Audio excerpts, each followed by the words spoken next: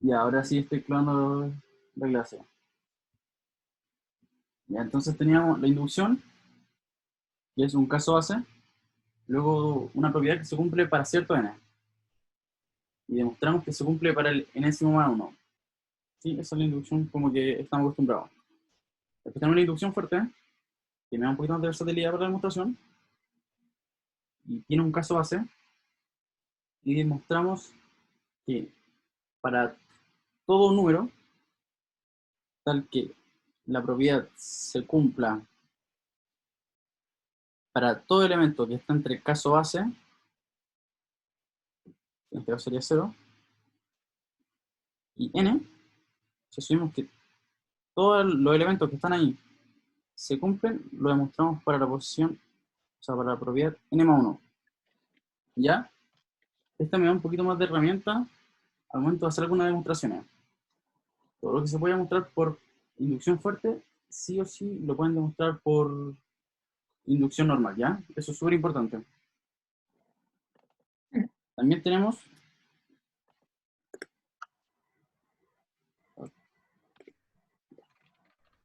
la inducción estructural.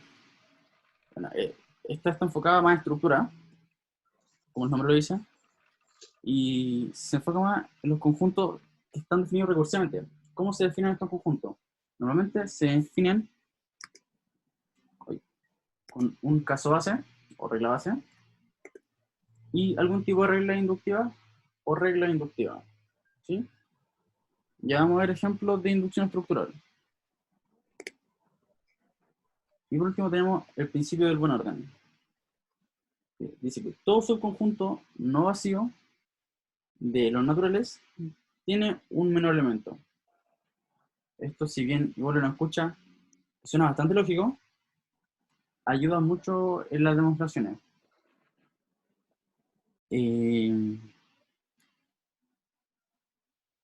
Sí, toda la demostración que yo hago por inducción, donde los elementos están en n, esta demostración puede ser transformada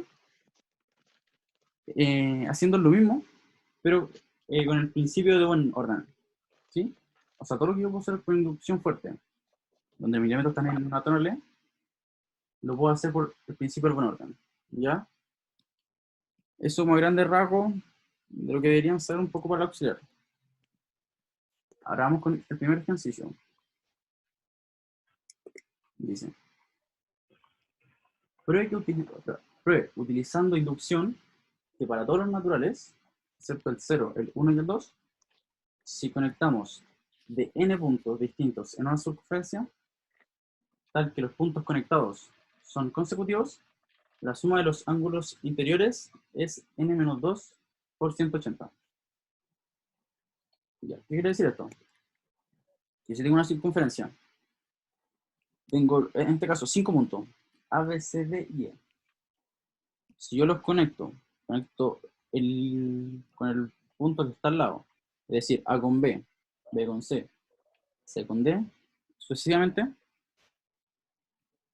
los ángulos, la suma de los ángulos interiores es n-2 por 180, donde n es el número de puntos, que también es el número del lado. ¿Ya? Entonces, la idea es usar inducción acá. Entonces vamos a definir S como la suma de los ángulos interiores. Y finalmente queremos probar que la suma de los ángulos interiores está por esa formulita de n-2 por 180. ¿Ya? ¿A alguien se le ocurre cómo? Dejo el micrófono un poquito abierto.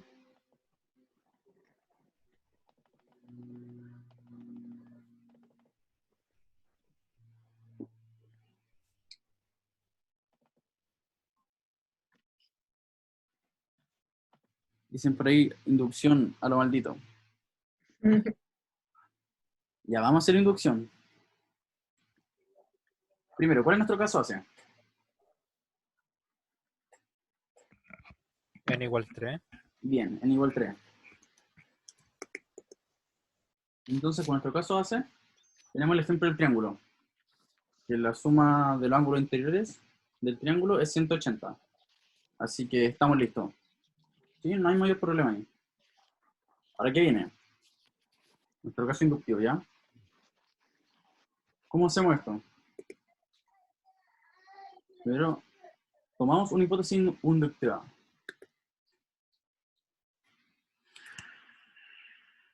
Ya. Supongamos que S es la suma de los ángulos interiores. Cumple esa propiedad para todo K perteneciente entre 3 y N. O sea, ¿qué tipo de inducción estamos ocupando? La fuerte. Buena. ¿Ya? Entonces tomamos eso como hipótesis inductiva. Y un poco más geométrico, la idea es colocar n más un puntos en una circunferencia. De la siguiente manera. Supongamos acá que tenemos...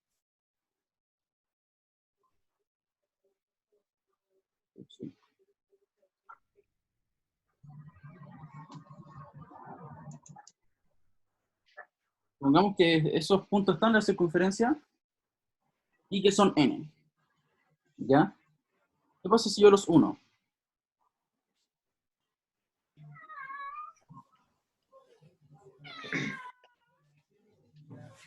Tomar una figurita de n más un lados.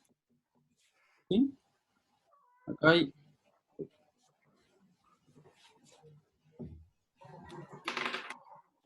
punto.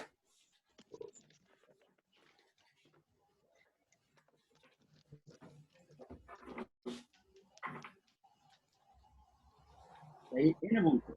Perdón, n más un punto. ¿Ya? Entonces tenemos un polígono de n más un punto y n más un lado. ¿Cuál es la idea? La idea es llegar a lo conocido, ¿no? Nosotros sabemos que esta propiedad se cumple para todos los k que están entre 3 y n. Ahora nos encontramos con una figura que tiene n más un punto. ¿Alguien se le ocurre cómo hacer algo para dejarla en n puntos o menos? Distribuirlo. Ya, bien, ¿cómo?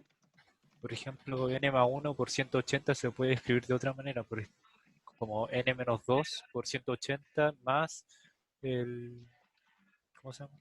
Más 3 por 180. Perfecto. Sí, es una muy buena idea. Perfecto. Incluso, vamos un poquito más. Lo que nos dice el compañero es juntar estas dos líneas y formar un triángulo y la otra unirla así. Entonces, vamos a tener una figura de n puntos y acá vamos a tener nuestro caso base de un triángulo. Así que tiene 3 puntos.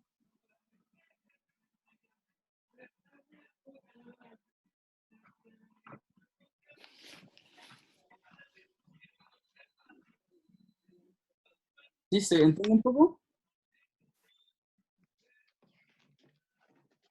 Entonces la idea es tomar n más puntos, tomar un punto cualquiera y sus puntos vecinos y formar un triángulo. Y el resto es un polígono inscrito de n puntos. ¿Y qué sabemos nosotros de este polígono inscrito? Que cumple la propiedad. Es decir, nosotros ya sabemos que la suma de ángulos interiores de este polígono sería n menos 2 por 180. Y la suma de esto sería 180. ¿Sí? Y ahora, si sumamos la área, ¿qué pasaría?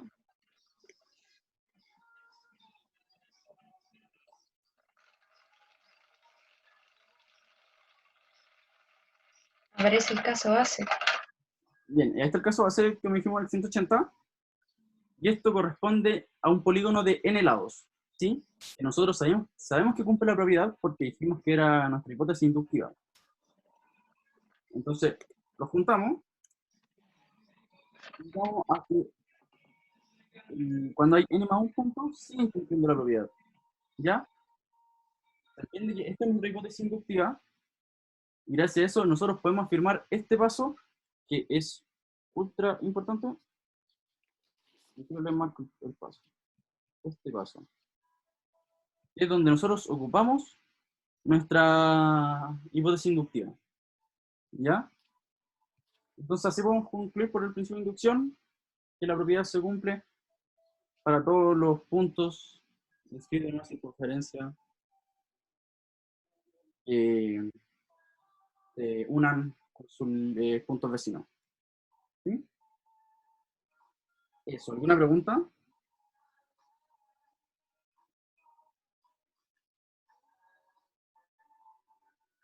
A ver, tienen preguntas en el chat. ¿Por qué usamos la inducción fuerte? Bueno, sí, acá usamos la inducción fuerte de más porque si te fijas, nunca ocupamos casos donde K fuera menor a N. Podríamos haber usado la inducción normal y da lo mismo, ¿sí? Pero si lo vamos a hacer con inducción fuerte, implica que lo podemos hacer con inducción normal. A veces es un poco más difícil de hacerlo, o mucho más difícil. ¿El caso base se puede usar en ambas inducciones? Sí, el caso base tiene que ir en ambas inducciones. ¿Te fijas un poco? Voy a volver una slide. Acá siempre tenemos un caso base, que es el que nos dice que la propiedad se cumple para al menos un número, porque si no empezamos a asumir que la propiedad se cumple sin tener un ejemplo, ¿ya? El caso base es súper importante.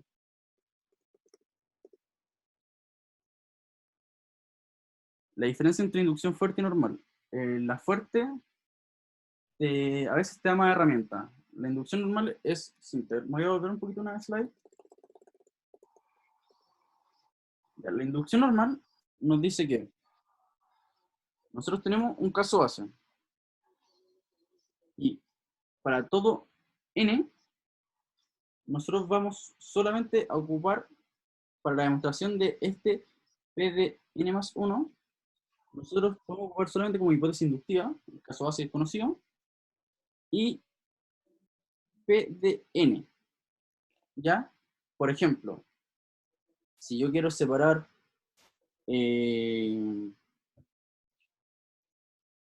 a ver,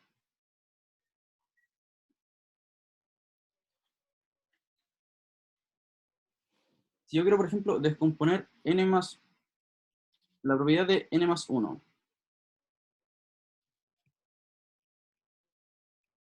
en P de n menos 1 y P de 2, la inducción fuerte no me ayuda tanto acá, porque o sea, la inducción normal no me ayuda tanto acá, porque la inducción normal me dice que solamente P de n se cumple, ¿sí? Uno normalmente puede trabajar solamente con P de n. En cambio, la inducción fuerte, uno tiene más libertades, porque puede trabajar con números, en este caso, que van desde el caso base hasta el enésimo. ¿Sí?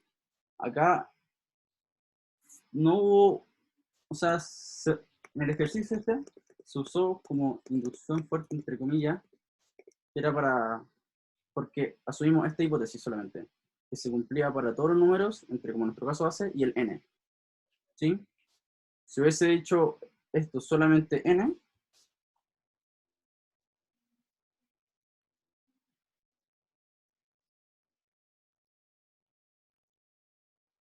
y eso los cambiamos por n, hubiese sido una inducción normal.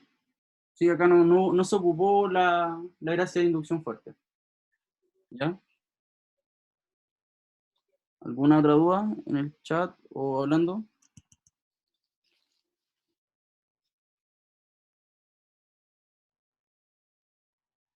¿Algo no?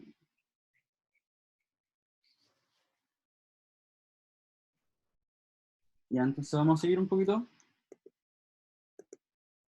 Ya vamos con la pregunta 2. Bueno, acá tenemos S, que es una tupla, ¿no? Que vive en n cruz n. Y se define recursivamente. Primero dan un caso base, que dicen el 1,1 vive en S, y después tenemos una regla inductiva. Ya, ahí tenemos un, una estructura recursiva. Entonces nos piden demostrar que S es igual a J. Nos definen un S inductivamente y nos definen un conjunto J, que son todas las tuplas que cumplen esto. ¿Sí? Ya. ¿Alguna idea de cómo demostrar esto?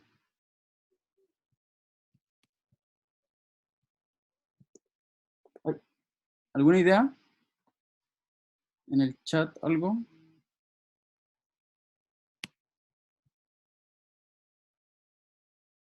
Ya. Como se está trabajando con conjuntos, ¿no? Ese es un conjunto. Y Oye, Lucas, dime, en el chat te habían hecho una pregunta. ¿dónde? En el chat te habían preguntado algo, parece.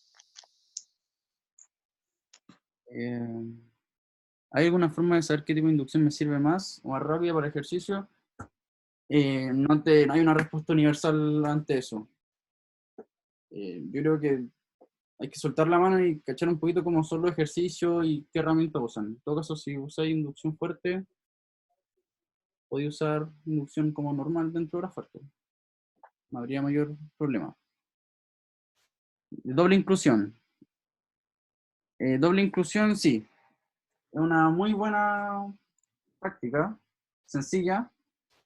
Tomamos un conjunto que esté en S y que viva en J, disculpen, y luego un elemento que esté en J y viva en S. Y dice, podemos hacer...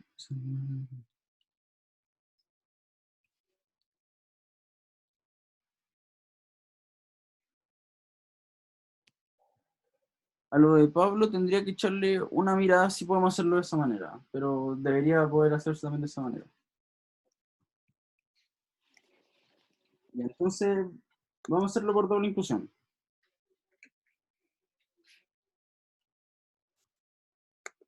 Primero demostramos que tomamos un elemento en S que vive en J y luego un elemento arbitrario en J y demostramos que vive en S. Pero lo primero, tenemos nuestra regla base. ¿Quién vive en S? En S vive el 1,1, ¿sí? Que es nuestra definición. Esa es nuestra regla base. Pero el 1,1 se puede representar de esa manera también. ¿Sí? Donde acá sería I, y, uy, trabajé los I, y más 1 partido en 2. Disculpen el otro, o sea, lo feo de la letra, pero está difícil escribir acá. Ahí sí.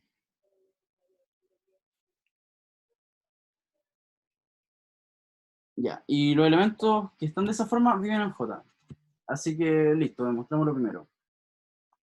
Ahora para la regla inductiva. Tomamos un elemento que esté en S y suponemos que está en J. ¿Por qué podemos hacer esta suposición? Porque sabemos que hay al menos un elemento que vive en S y en J, ¿sí? Y sabemos que la estructura de los elementos en S viene dada de esta manera. Si yo tengo un elemento en S, sí o sí, al aplicarle una suma al primer elemento y hacer esto con el segundo elemento, el elemento restante va a vivir en S, porque es la regla de inducción que hace S. Entonces, tenemos que ver si este elemento vive en J. ¿Alguna idea?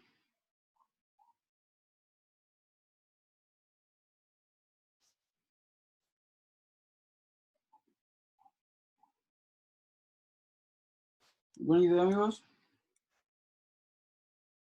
A ver, tratemos de desarrollar un poquito. ¿Qué sabemos nosotros de B? Mira, sabemos que A, B vive en S. Y supusimos que vive en J también. ¿Ya? Que vive en J me quiere decir que yo puedo escribirlo de esta manera. ¿Sí? Y esto en particular es B. Entonces, desarrollamos B. ¿Sí? Lo reemplazamos. Y nos queda de esta manera. Después, simplemente reordenamos los términos. ¿Sí? Pasamos todo con el denominador abajo. Y separamos. Nos queda finalmente que algo de esta forma, donde esto es A más 1, esto es A más 1 y esto es A más 2. Si ustedes hacen un cambio de variable donde U, por ejemplo, sea A más 1, tenemos que esto vive en J porque es de la forma U, U más 1 medios. ¿Ya? Y por eso pertenece a J. Entonces, como un recuento, ¿qué hicimos? Tomamos un elemento que vivía en S, en el caso base, y vimos que estaba en J. Luego supusimos que para cualquier elemento que tomáramos que vive en S y J, al aplicar la regla inductiva de S, acá, sigue viviendo en J. Con esto es suficiente para decir que todos los elementos de S están en J. ¿Por qué? Porque todo elemento de S o es un caso base o viene dado por la regla inductiva de S. ¿Sí? Así cualquier elemento va a tener esta forma. ¿Se entiende? ¿Alguna duda?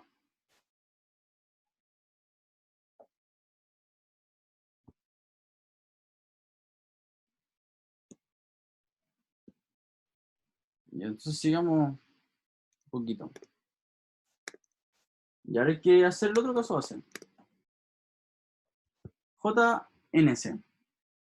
Bueno, lo primero ya es ver que el 1,1 pertenece a S y que el caso base de J. ¿Sí? Porque J vivía de los naturales menos el 0. Ahora el caso inductivo. Tenemos un elemento y más 1 partido en 2 que pertenece a S. ¿Ya? Bueno, este elemento ya sabemos que pertenece a J por la forma, como lo estamos escribiendo. Y suponemos que pertenece a S, bajo el mismo argumento anterior, ¿sí? La idea es notar, en este caso, todo elemento de J se escribe como recursivamente, ¿sí? Entonces, vemos qué pasa con el elemento iésimo más 1 para J. El elemento iésimo más 1 tendría esta forma, ¿sí? I más 1 e I más 2. Si lo desarrollamos un poco, nos queda de esta forma. Ahora, ¿qué habíamos supuesto nosotros? Esto, que vive en S. ¿Y qué nos da esto? Esto nos dice que el elemento I más 1, I más I más 1 partido en 2 más 1 vive en S. ¿Sí? Entonces, desarrollamos un poquito este lado de la expresión para que nos queden algo más conocido. Como algo de esta forma. A esto es lo que queremos llegar, ¿ya? Entonces la idea era llegar a algo de esta forma. Tomando un B, donde sea igual a I más 1 partido en 2, vemos que esto ya agarra mucho la forma de S, ¿sí? De todos los elementos que viven en S.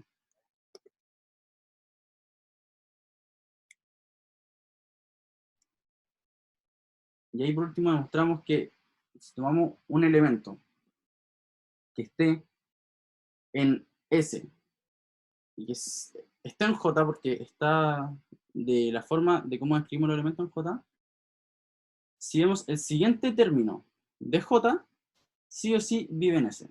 ¿Ya? Eso, chicos. ¿Alguna duda? Voy muy rápido. Ya. Si voy muy rápido, díganme nomás y freno un poquito. No hay problema.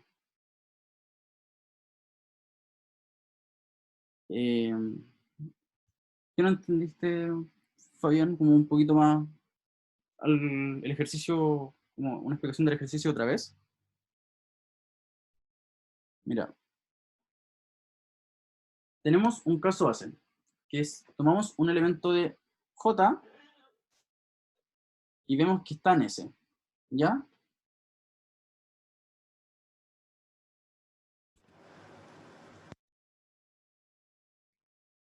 Luego tomamos un elemento que está en J porque tiene la forma de los elementos de J, ¿sí? Todos los elementos de J son de la forma I más 1 medios. Todos los elementos en J tienen esta forma. Y suponemos que vive en S, bajo el mismo argumento anterior. Al menos el caso base lo cumple, ¿sí? El caso base es un elemento que está en J y que está en S. Entonces, como los elementos de J tienen esta forma, el siguiente elemento de J tiene esta forma.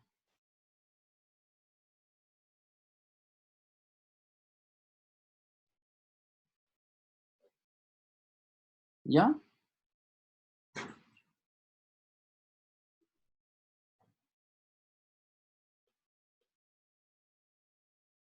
Ya, entonces como el elemento tiene esa forma, vamos a ver qué pasa con ese elemento. ¿Sí? Porque nosotros sabemos que todos los elementos de J tienen esta forma. Entonces nosotros como que vamos a ir elemento por elemento. Obviamente sin hacerlos todos, por eso lo hacemos por inducción. Entonces, si fijas, este elemento, el que está acá, lo desarrollamos suponiendo que está en S, ¿sí? Que vive en S. ¿Qué nos entrega? Que vive en S, nos entrega... Es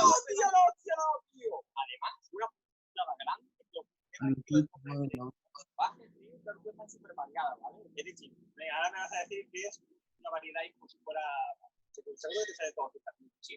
No me lo creo. ¿En serio? La energía es más de Bájale el micrófono.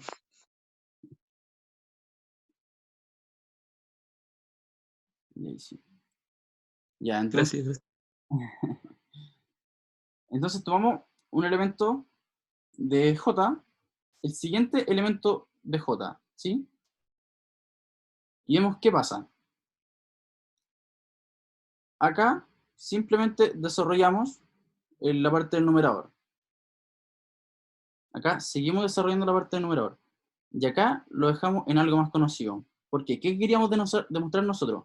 Que el siguiente elemento de J, o sea que I más 1, I más 1, I más 2, partido en 2, queremos demostrar que este elemento pertenece a S. ¿Sí? ¿Y qué elementos pertenecen a S? Los que son de la forma A y B, ¿sí? Que ya pertenece a S.